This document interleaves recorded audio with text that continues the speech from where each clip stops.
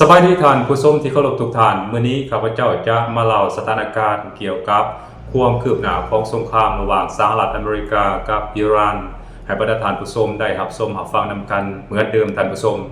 ซึ่งมื้อนี้ข้าพเจ้าจะเล่าเกี่ยวกับข่าวความเคลื่อนไหวในสงครามฮาร์มุดให้บรรดาท่านผู้ชมได้รับชมรับฟังนำกันซึ่งทางการอิหร่านเองก็ได้ออกมาประกาศอย่างชัดเจนแล้วว่า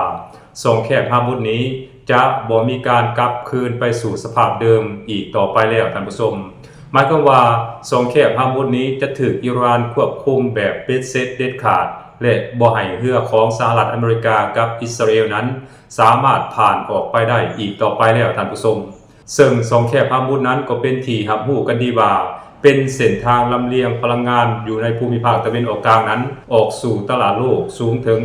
20% ถ้าว่าเส้นทางดังกล่าวนี้ถูกอิหร่านควบคุมแบบเบ็ดเสร็จเด็ดขาดโดยเฉพาะแม้สหรัฐอเมริกากับบรรดาประเทศบริวารหรือว่าประเทศพันธมิตรของสหรัฐอเมริกาอยู่ภูมิภาคตะวันออกกลางนั้นก็จะบ่สามารถลำเลียงพลังงานอยู่ในประเทศของตนนั้นออกสู่ตลาดโลกผ่านสงครามฮาร์มุดได้อย่างแน่นอนถ้าหากว่าอิหร่านนั้นประกาศออกมาในลักษณะแบบนี้ท่านผู้ชมพร้อมกันนั้นทางการอิหร่านเองก็ยังได้ออกมาประกาศอย่างนักแน่นว่าเพื่อขนส่งสินค้าประเภทต่างๆของอเมริการวมทั้งเพื่อขนส่งน้ำมันและอากาศธรรมชาติของอเมริกาและอิสราเอลนั้นจะบ่สามารถสมใช้สงครามฮาร์มุดนี้ได้อีกต่อไปท่านผู้ชมซึ่งการเคลื่อนไหวของอิหร่านที่ได้ออกมาประกาศปิดสงครามฮาร์มุดในลักษณะแบบนี้โดยเฉพาะสำหรับพันธมิตรของสหรัฐอเมริกาและอเมริกานั้นมันได้สร้างความวิตกกังวลให้กับบรรดาประเทศเหล่านี้เป็นอย่างยิ่งท่านผู้ชมเพราะบรรดาประเทศเหล่านี้แม้นอาศัยการขายพลังงานผ่านสงครามฮาร์มุดเพื่อซื้อวัตถุหรือว่าอุปกรณ์หรือว่าสิ่งของอุปโภคบริโภคเข้าไปรับใช้ภายในประเทศของพวกเขาถ้าว่าพวกเขาบ่สามารถขนพลังงานออกไปขายอยู่ในตลาดโลกได้แล้วพวกเขาก็จะบ่มีเงินหรือว่าบ่มีทุนที่จะซื้อเอาสิ่งของอุปโภคบริโภคจากประเทศอื่นเข้าไปรับใช้ประเทศของตนเองหรือว่าเข้าไปสนองให้ประชาชนภายในประเทศของตนเองอย่างแน่นอนท่านผู้ชมพร้อมกันนั้นสถานการณ์ในสงครามฮาร์มุดก็ยังได้ทวีความรุนแรงหรือว่าเข่งตึงเพิ่มขึ้นหลังจากที่รัสเซียนั้นได้ส่งเรือดำน้ำประมาณอยู่6ลำในนั้นมีเรือดำน้ำพลังงานนิวเคลียร์2ลำรวมอยู่นำท่านผู้ชมการที่รัสเซียได้ส่งเรือดำน้ำจำนวน6ลำไปประจำการอยู่ในสงครามฮาร์มุดหรือว่าไปประจำการอยู่ในอ่าวเปอร์เซียนั้นก็เพื่อเป็นการเตือนให้สหรัฐอเมริกากับอิสราเอลหรือประเทศอื่นๆที่ต้องการใช้กำลังเพื่อเปิดสงครามฮาร์มุดและบุกโจมตีประเทศอิหร่านนั้นห้ามล้ำเส้นอย่างเด็ดขาด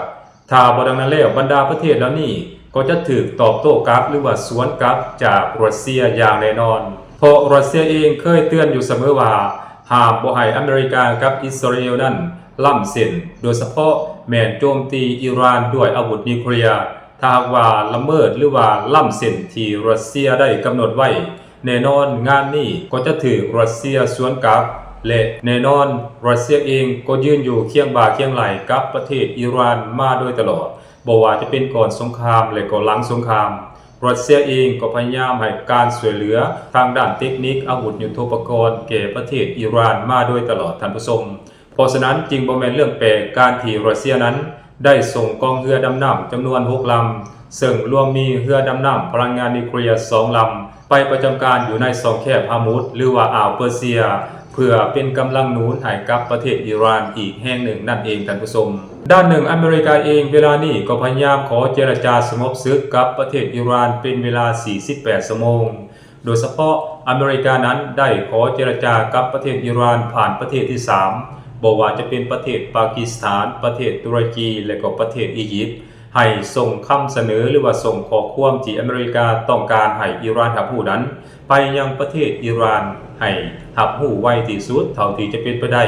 แต่ข้อเสนอหรือว่าคำเสนอของประเทศอเมริกานั้นกลับถูกอิหร่านปัดตกไปแบบหน้าตาเฉยและบ่ให้ความสำคัญกับข้อเสนอของสหรัฐอเมริกาแม้แต่น้อยเดียวเพราะอิหร่านเองรู้ดีว่าการเจรจาใดๆหรือว่าข้อตกลงใดๆกับสหรัฐอเมริกานั้นมันจะบ่มีผลศักดิ์สิทธิ์ใดๆทั้งสิ้นอเมริกาพร้อมที่จะละเมิดข้อตกลงหรือว่าละเมิดสัญญาถ้าหากว่าอเมริกานั้นเห็นว่าตนเองอยู่ในท่าได้เปรียบ เพราะฉะนั้นอิหร่านจึงเห็นว่าการเจรจากับประเทศอเมริกานั้นเป็นเรื่องที่ให้สาระและบ่ยินดีที่จะเจรจากับพวกเขาในอนาคตหรือว่าในระยะอันใกล้นี้โดยเฉพาะเวลานี้อิหร่านเองก็เน้นย้ำมาโดยตลอดว่าขอตั้งหน้าตั้งตาปฏิบัติการสู้รบทางภาคสนามหลายกว่าที่จะมาเจรจากับประเทศอเมริกาซึ่งมันบ่มีประโยชน์ใดๆทั้งสิ้นที่จะมาเจรจากันในเวลานี้อีกประการหนึ่งสิ่งที่ข้าพเจ้าอยากบอกให้บรรดาท่านผู้ชมได้รับรู้และเข้าใจนำกันว่าตลอดระยะที่ผ่านมานั้นผู้ที่ต้องการสงบศึกหรือว่าผู้ที่ต้องการยุติสงครามที่มันเกิดขึ้นระหว่างสหรัฐอเมริกากับอิหร่านนั้นบ่แม่นฝ่ายอิหร่านเป็นผู้ไปร้องขอเจรจาหรือว่าขอสงบศึกกับอเมริกาแม้แต่น้อยเดียวท่านผู้ชมตลอดระยะที่ผ่านมานั้นมีแต่อเมริกาเท่านั้นที่ไปร้องขอให้ประเทศต่างๆขอให้ไปบอกอิหร่านขอเจรจาสงบศึกกับประเทศอิหร่านแต่พวกเขาจะปรากฏเห็นในหน้าสื่อที่โดนัลด์ทรัมป์มักออกมาประกาศว่าอิหร่านนั้นขอเจรจาสงบศึกกับตนเองอันนั้นคือบ่แม่นความจริงท่านผู้ชมล่าสุดรัฐมนตรีกระทรวงการต่างประเทศของอิหร่านท่านอักบาสอาราซีก็ได้ออกมาเปิดเผยต่อสาธารณะว่าปัจจุบันนี้รัฐมนตรีกระทรวงการต่างประเทศของอเมริกานั้นพยายามโทรหารัฐมนตรีกระทรวงการต่างประเทศของอิหร่านที่ขึ้นแต่ท่านเองก็บ่มีเวลารับสายและท่านคิดว่าการรับสายของกลุ่มคนพวกนี้มันก็บ่เกิดประโยชน์หยังที่จะรับสายเอาเวลาไปเฮ็ดเวียกเฮ็ดงานอื่นดีกว่าอันนั้นคือสิ่งที่พวกเขาเห็นอย่างชัดเจนพร้อมกันนั้นโดนัลด์ทรัมป์ประธานาธิบดีของสหรัฐอเมริกานั้นก็ได้ไปร้องขอให้ประเทศนั้นประเทศนี้โดยเฉพาะแม้ประเทศรัสเซียจีนปากีสถานตุรกีและอียิปต์นั้นให้เป็นคนกลางไปขอเจรจาไกล่เกลี่ยสงบศึกกับประเทศอิหร่านมาโดยตลอดแต่คนกลุ่มนี้บ่ยอมเสียหน้าบ่ยอมก้มหัวและบ่ยอมว่าตนเองนั้นอยู่ในท่าเสียเปรียบเวลานี้ในทุกๆครั้งที่พวกเขาพยายามออกมาสื่อสารผ่านโซเชียลมีเดียหรือว่าสื่อต่างๆนั้นพวกเขาจะบอกว่าอิหร่านนั้นเป็นฝ่ายขอเจรจากับพวกเขาและพวกเขานั้นเป็นคนคุมเกมได้แบบเบ็ดเสร็จเด็ดขาดหมดแล้วในประเทศอิหร่านเวลานี้ท่านผู้ชมอันนั้นคือสิ่งที่พวกเขาเจ้าได้แสดงออกมาต่อหน้าสื่อสำนักข่าวต่างๆนั่นเองท่านผู้ชมแต่ในความเป็นจริงแล้วเวลานี้อเมริกานั้นแม้นสูญเสียนักหลายที่สุดเท่าที่เคยมีในการเฮ็ดสงครามนอกประเทศของตนเองโดยเฉพาะใน 2-3 มื้อที่ผ่านมานั้นอเมริกาเองก็ได้สูญเสียเครื่องบินรบและเครื่องบินลำเลียงเครื่องบินกู้ชีพจำนวน5ลำในมื้อเดียวท่านผู้ชมซึ่งเหตุการณ์ดังกล่าวนั้นมันก็บ่เคยเกิดขึ้นมาก่อนต่อกองทัพของสหรัฐอเมริกาและเหตุการณ์ที่มันเกิดขึ้นนี้ก็สร้างแรงสั่นสะเทือนไปทั่วกองทัพของสหรัฐอเมริกาเหตุให้นายพลหลายคนในกองทัพของสหรัฐอเมริกานั้นต่างก็ถูกปลดไปตามๆกันในบางครั้งก็ถูกปลดในการปฏิบัติการที่ล้มเหลวและในบางครั้งก็ถูกปลดด้วยเหตุผลบ่เห็นดีเห็นงามกับรัฐมนตรีกระทรวงการต่างประเทศบ่เห็นดีกับรัฐมนตรีสงครามและก็บ่เห็นดีกับโดนัลด์ทรัมป์เพราะนายพลเหล่านั้นพวกเขาเห็นว่าการที่เข้าไปปฏิบัติการอยู่ในประเทศอิหร่านนั้นถือเป็นการฆ่าตัวตายแต่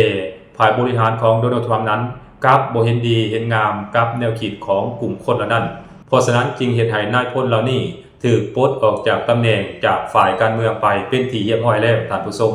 อันนั้นคือสิ่งที่มันเกิดขึ้นใหม่ๆหมาดๆนี่เองท่านผู้ชม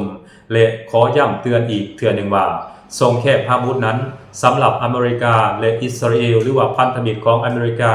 ที่ร่วมสู้รบเคียงบ่าเคียงไหล่กับสหรัฐอเมริกาในตะวันออกกลางโดยเฉพาะแม้นไปหุกหานประเทศอิหร่านนั้นจะบ่มีสิทธิ์เข้าไปสวมใส่สงครามฮามุดได้อีกต่อไปหรืออาจจะบ่มีสิทธิ์ใส่ฟรีได้อีกต่อไปแล้วท่านผู้ชมแต่ก็กันข้ามสำหรับประเทศที่พยายามแสดงความเห็นใจและให้การสนับสนุนประเทศอิหร่านนั้นอิหร่านเองก็ได้ให้ของขวัญและก็อนุญาตให้ผ่านสงครามฮามุดนี้ไปได้อย่างปลอดภัยโดยเฉพาะแม้นประเทศฝรั่งเศสนั้นก็ได้รับของขวัญตอนใหญ่จากอิหร่านไปเป็นที่เรียบร้อยแล้วในเมื่อก่อนนั้นประเทศฝรั่งเศสรัสเซียและก็จีนนั้นได้วีโต้ต่อญัตติที่บรรดาชาติอาหรับ40ชาติได้เสนอไปเพื่อให้องค์การสหประชาชาติโดยเฉพาะแม่นกองทัพขององค์การสหประชาชาตินั้นเข้าไปรักษาความสงบอยู่ในสงครามฮามุดแต่ถึก3ประเทศนี้วีโต้และเฮ็ดให้มติดังกล่าวนั้นตกไปฉะนั้น มาฮอดเวลานี้อิหร่านเองก็ได้ให้ของขวัญกับประเทศฝรั่งเศสไปเป็นที่เรียบร้อยแล้วคือให้เรือสินค้าและเรือขนส่งน้ำมันของฝรั่งเศสนั้นสามารถผ่านช่องแคบฮาร์มุดไปได้อันนั้นมันก็แสดงให้พวกเขาเห็นถึงไมตรีจิตมิตรภาพและการให้การสนับสนุนโดยเฉพาะแม้นแสดงความเห็นอกเห็นใจต่อประเทศอิหร่านที่ถือกระทำจากอเมริกากับอิสราเอลนั่นเองท่านผู้ชมและหลายๆประเทศเวลานี้ก็เริ่มหันมาให้ความสำคัญและก็เห็นอกเห็นใจประเทศอิหร่านหลายขึ้นโดยเฉพาะแม้นเยอรมันก็เป็นอีกประเทศหนึ่งที่แสดงความเห็นใจประเทศอิหร่านโดยนายกรัฐมนตรีของเยอรมันนั้นก็ได้ออกมาประกาศอย่างเปิดเผยว่าพร้อมที่จะให้การสนับสนุนและช่วยเหลือประเทศอิหร่านในการต้านการรุกรานจากสหรัฐอเมริกาและอิสราเอลอันนั้นคือสิ่งที่มันเกิดขึ้นในเวลานี้ท่านผู้ชมสบายดี